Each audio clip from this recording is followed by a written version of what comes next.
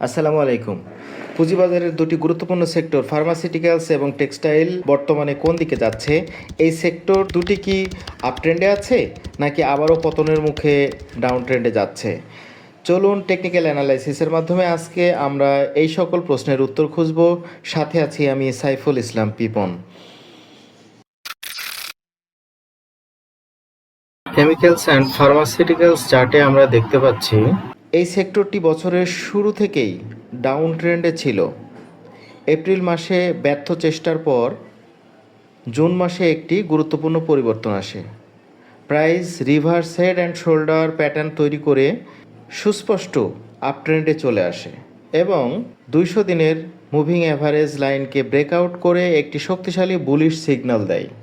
ব্রেকআউটের পর প্রাইস কিছুটা কারেকশন নিয়ে আবার একটি সুইং করে, যা আপট্রেন্ডকে আরও শক্তিশালী করে। বর্তমানে প্রাইস 20 দিনের মুভিং অ্যাভারেজকে সাপোর্ট হিসেবে নিয়ে আপট্রেন্ড কন্টিনিউ করছে, যা শর্ট টার্ম বুলিশ মোমেন্টকে নির্দেশ করে। এই আপট্রেন্ডকে ধরে রাখতে এবং সামনের আসন্ন রেজিস্ট্যান্সকে ফেস করতে হলে ভলিউমের ধারাবাহিক বৃদ্ধি প্রয়োজন। যদিও আমরা দেখছি ভলিউম কিছুটা কমতির দিকে। যদি ভলিউম কমে যায় তাহলে ট্রেন্ড আস্তে আস্তে দুর্বল হয়ে পড়বে। সুতরাং মোমেন্টাম খুবই গুরুত্বপূর্ণ।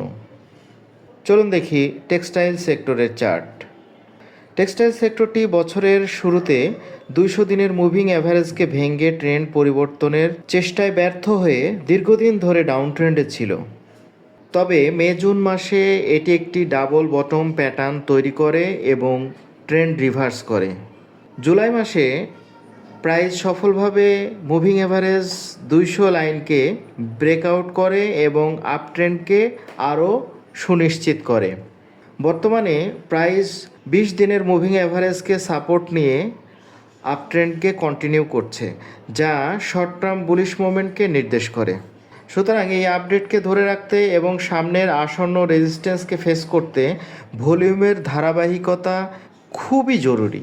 সেই সাথে অন্যান্য প্যারামিটার যেমন RSI ডাইভারজেন্স হচ্ছে কিনা, MACD, MA, EMA ক্রস মোমেন্টগুলো পর্যবেক্ষণ করা উচিত।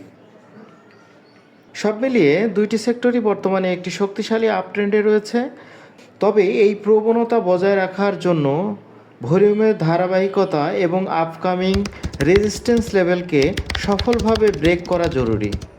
সুতরাং যে কোনো বিনিয়োগ সিদ্ধান্তের আগে অবশ্যই বিশ্লেষণ ও পর্যবেক্ষণ করুন এবং প্রয়োজনে বিশেষজ্ঞদের পরামর্শ নিন। আজ এই পর্যন্তই। সাথে ছিলাম আমি সাইফুল ইসলাম পিপন। সবাই ভালো থাকবেন। ধন্যবাদ।